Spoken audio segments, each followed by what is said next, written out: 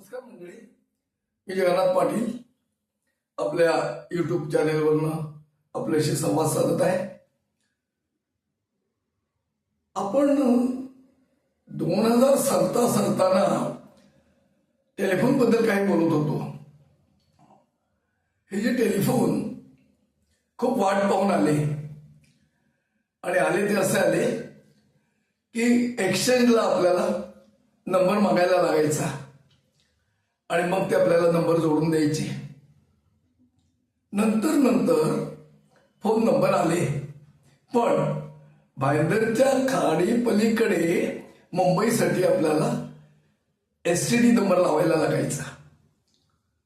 म्हणजे भाईंदरच्या अलीकडचा हा एक गट आणि पलीकडचा दुसरा गट असायचा. आता आपण जो अनुभव घेतोय तो अनुभव आहे सारं जग मुट्ठी में. पण त्यावेळेला असं नव्हतं. पहिली सुरुवातीला 1 रुपयासाठी 5 मिनिटं मिळायची. 95-96च्या दरम्यान ते 3 मिनिटावर आलं आणि 3 मिनिटानंतर एक बारीकस बजर व्हायचा आणि दुसरा रुपया सुरू व्हायचा. व्हायचं काय की गावामध्ये 1-2च टेलिफोन असायचे आणि सगळे गावकरी तो नंबर देऊन आपल्या नातेवाईकांना आपल्याबद्दलची खबरबात कळवायला सांगायची. अशा वेळेला त्या श्रीमंत माणसाला खूप त्रास व्हायचा. अर्थात ते सहन करायचे आणि दूरवरून कुणाला तरी पाठवून हाक मारून फोन आलाय म्हणून सांगायचे. तीही बिचारी माणसं धावत यायची आणि नंतर फोन लावून बोलायची.